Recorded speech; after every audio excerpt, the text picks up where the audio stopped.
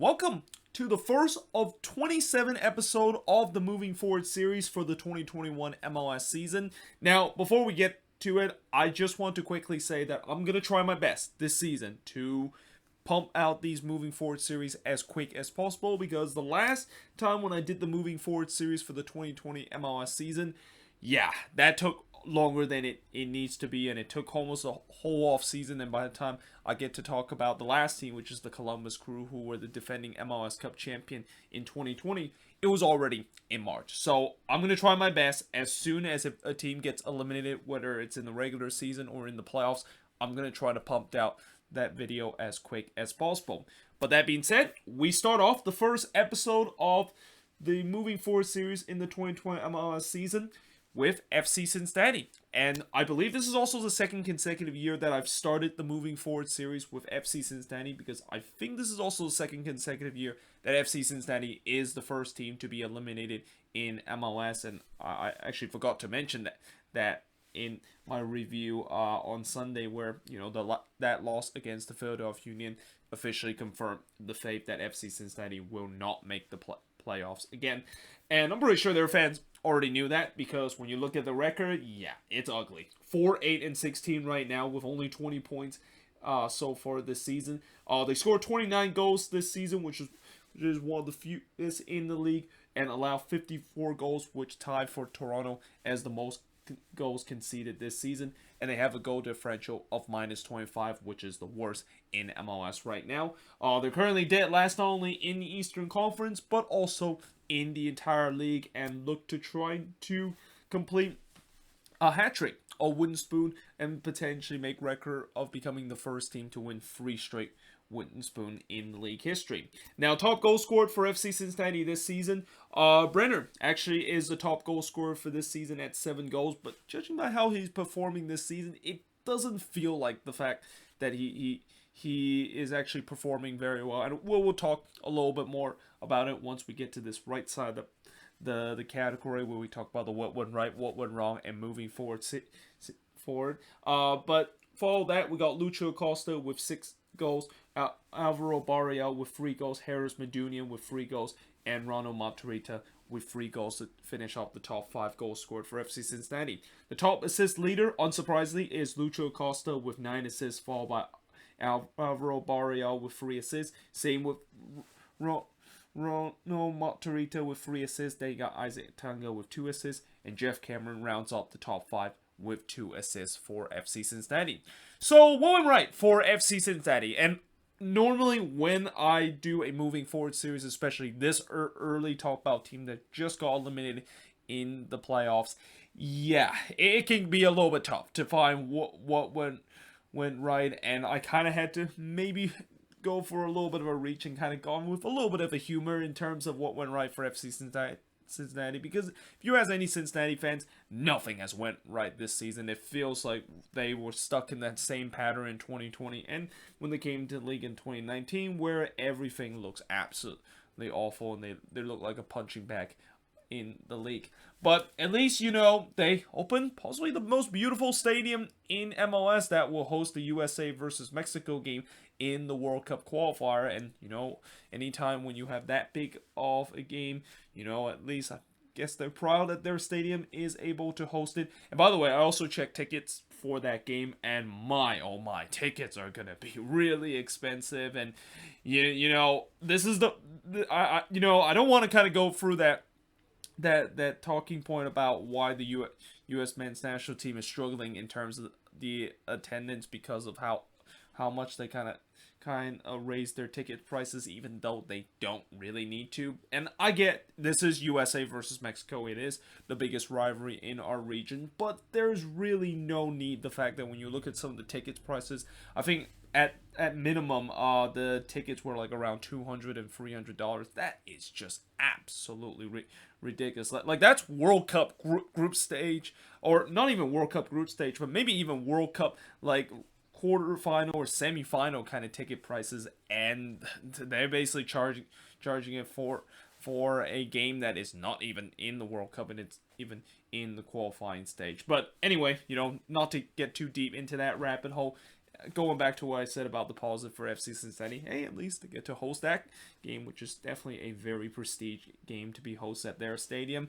They're on verge of making history of being the first team in MLS to win 3 straight wooden spoon, and I know FC Cincinnati fans have used that as a way to kind of protest at their front office. Especially, I heard there was one point this season everyone from the FC Cincinnati fan base was petitioned to trying to send in a wooden spoon to the front office to kind of show the frustration of them being the worst team in the league in their first couple of season in MLS. And I'm not sure exactly if they did that, but that's definitely not only kind of a human thing to do, but also kind of maybe just send a message to the front office that, yeah, we're being tired of being the wooden spoon winner. But at least in some way, I guess history is history, and that if you're an FC Cincinnati fan, I guess maybe you're proud to be that first team to win 3 straight wooden spoon, even though it's definitely not the history that you were thinking of making when you saw your team came into the league in 2019.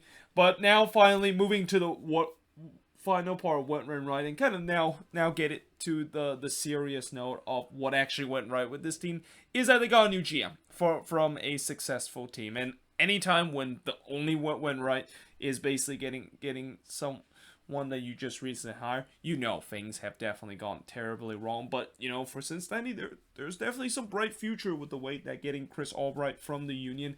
He knows how to get a team that you guys remember the Union before, when Ernest Tanner and Chris Albright kind of took over that front office. The Union was kind of just a laughingstock, and the way that they transitioned that team from a laughingstock to become one of the force in the Eastern Conference, that could happen. The same case here for FC Cincinnati, who could maybe have the same fate that the Union has started the life in MLS rough, but eventually get themselves kind of in a way where in a couple of years maybe nobody's going to be laughing at FC Cincinnati anymore. But that being said, before we kind of maybe focus on a little bit on the future, let's now talk about what went wrong for this team. And yeah, I mean, I can basically go a long list in terms of what went wrong with this team, but I'll just kind of make it a little bit simple in a way that the first thing that went wrong with this team is that both the attack and defense still suck. I mean, when you give up the most goal in the league, well, actually tied with giving up the most goal in the league with TFC, and also score one of the fewest goals in the league, yeah, it basically is a recipe for disaster, and it's unsurprising. It's a recipe that usually gets you to the wooden spoon spot as FC Cincinnati has right now. Most of the moves that they made in the offseason completely blow up in their face, and I feel like this is again just kind of almost a repeat of what I said in last year Moving Forward series, where they made some good moves in the offseason, looked like it's gonna pan out, and no, it did not pan out whatsoever. So guys like Brenner, who, as I mentioned, even though he has scored 7 goals this season, which for an MLS striker, that's kind of like average in some ways, scoring 7 goals. I mean, you want your number 9 to, of course, be that double-digit goal scorer, and that guy can basically you rely on. But especially with the way that FC Cincinnati paid so much money for him, I mean, $15 million, I think it was the price tag that they paid for Brenner, and they even think that he might be kind of like the next best thing in the offseason. Only scoring 7 goals this season might consider a huge disappointment, especially when you also look at some of the chances that Brenner has had this season. I mean, there's been times where he can definitely be that 10 plus or even 15 plus goal scorer if he could just be a little bit more clinical and finish those chances. And another thing that I will also say with Brenner is that I know it's easy for FC Cincinnati fans to just say that we should just get rid of him. Keep in mind, he's still relatively young, and I know that when you're a relatively young striker, it takes time to finally develop your finishing, and that I have a feeling that I still believe Brenner could be that guy that in a couple of years could be that lethal goal scorer and can eventually work on his finishing throughout these next couple of seasons. If that's the case, then maybe that amount of money that FC Cincinnati pay in the off season last year might not be a bit off a ways. And I also would kind of like to say that, I think the first year for Brendan with him kind of struggling is not really unusual because, a lot of foreign strikers, especially those ones that are relatively young and has a lot of potential coming out to South America, not all of them are always hitting jet immediately. In fact, more time or not, they're actually turns out to be kind of a boss, and it kind of takes a while for them to get their life through, get their life in MLS kind of used to, and eventually be that impact guy. And again, that's kind of the reason why I think in a couple of years could still be that guy that is worth the $15 million the FC Cincinnati paid. But other signings that they had, Lucho Acosta, I thought this signing maybe is the only signing that was kind of the hit for FC Cincinnati. I mean, Acosta, even though the number doesn't show, he is probably the most hardworking player on this team. Like every single game, you can clearly see he is trying his best to carry this team. And even though the number doesn't back up, he is definitely could be a foundation piece for this team. And there's times where he started to look like that Lucho Acosta back in 2018 with DC United, being such a lethal creative player and also a lethal finisher. And again, this is, I think, maybe the only piece that I would say FC Cincinnati kind of got it right. But other than that, it has just most of the pieces they have signed this offseason has really blown up in their faces. And then of course, the last thing that went wrong with this team is they just find multiple painful ways to lose game this season. Like, you can basically have a bingo card and you can basically fill out every spot in terms of how FC Cincinnati lose this year. I mean, there was a stretch where they win consecutive losses and they lose like in different ways. They either lose when leading and give their fans some hope and then eventually imploded late in the game, or they just lose in a shootout like they did against Montreal, or the fact that they just give up a late goal, or maybe their goalkeeper was just kind of dropping everything that was coming toward him. I mean, it's been not just a painful season for FC Cincinnati, but also just the way that they lose. Like, they lose some of the worst way you can lose a game, and I definitely feel for those FC Cincinnati fans. And I even said during a part of the season where I can definitely feel the pain that FC Cincinnati fans has to go through, because when you see your team lose that many ways in the season, it is really brutal. But moving forward for FC Cincinnati, what they need to do heading into next season, blow up and rebuild 3.0 with a question mark. I mean, there again, I think when you look at this team, there are some foundation spot in that. I know before, after this season, the easy way for them is just kind of blow up again and trying to hope that third time is finally the charm, and they can actually maybe get this project going the way that they envision of. But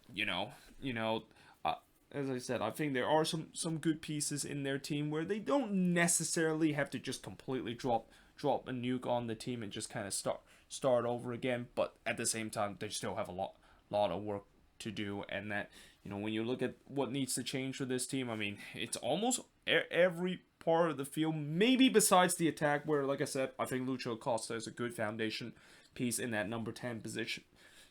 And also Brenier is a guy that, even though he hasn't lived up to his potential, he can definitely be a decent player in the future. But I think maybe they might need to look into getting some help on the wing, and especially in that midfield and also that defense, and even maybe the goalkeeping position too, because they thought that Kenneth Vermeer was kind of the answer, and he was definitely not the answer. And Titon, even though a couple of times when he came in and he looked a little bit more decent than what Vermeer, he is still not at a level that you would say that's kind of a goalkeeper that can make some big save. And in some ways, he's kind of almost like an average goalkeeper at best with some of the performance that he has put this season. So goalkeeping is another position that I think they might think about in this offseason, which kind of brings us into the next point where, for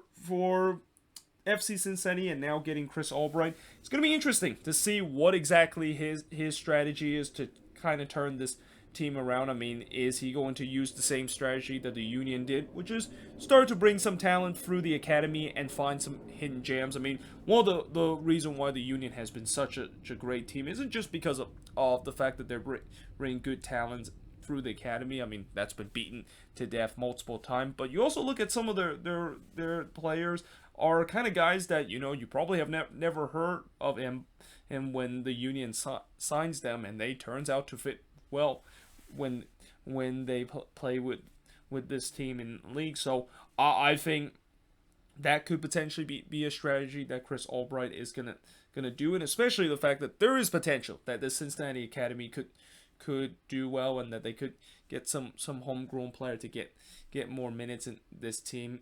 And the fact that, you know, I think with how Chris Albright working with Ernest Henner already have the idea of getting those hidden gems that they found. And even though they probably won't have the same scouting department now that he's with FC Cincinnati, I do think that he is going to find a way to once again find those hidden gems and actually make this FC Cincinnati team work, and actually for once not have some of the moves that they made in the offseason completely blow up in their face. And then the last thing for FC Cincinnati moving forward is that who will be the next head coach for Cincinnati. I mean, you know, no, for these 3 years that Cincinnati has, how many head coaches have they gone for? Like, I think it's like 5 or 6 head coach that they've been going for. I mean, it has really just been almost a spin cycle with the amount of head coach that they have, and they just still haven't found that head coach that they can potentially stick for the entire season, and it will finally work out. And, you know, it's going to be interesting to see heading into next season when they do find that head coach, whether or not if that is exactly the one that they can potentially stick with and have success. Because at the end of the day, you know, as much as I know they of course, if things doesn't work out, they of course fire a head coach. It only takes as much as when you realize that maybe the head coaching isn't actually the only reason why this FC Cincinnati team needs to improve. And this also kind of goes to what I said about how maybe the front office need to have some reshuffle, which we already kind of see with the way that their old GM is no longer with this team. And of course, bringing Chris Albright, I think is definitely a smart kind of signings in that GM position, and I do trust the fact that he's going to bring some good thing to this team. That, again, you know, I think this fan base is no doubt considered to be one of the best fan base in the league, and the fact that they're still sticking with them even through this tough time, just to show you the passion that this team has. And I can't imagine how when this team, if they do eventually find some success in the future, how much it's going to really excite. I mean, it's almost kind of reminds me a little bit of Orlando City, where Orlando City kind of had those bad years, and they also have a very passionate fan base. And now the fact that they're starting to be success, you can kind of hear a little bit more about how they're excited about the team. And it's, again, it's the same case with this FC Cincinnati team, where even like next season, I think once again the goal is probably for them to be respectable and not really be just a team that is just going to be a cakewalk for everybody. And if they can do that, then it's going to consider a success for next season. But let me know in the comments below, what do you think of this video? And if you're an FC Cincinnati fan, what went right, what went wrong, and most importantly, moving forward, how is this offseason is going to change? This finally the offseason that they get it right in terms of their squad building, and next season they can finally start to be a team that is not going to be in the conversation anymore of potentially winning the wooden spoon. But let me know in the comments below. But yeah, hope you guys enjoyed this video. If you do, make sure you guys leave a like, smash the subscribe button, and yeah, I of course will see you guys next time.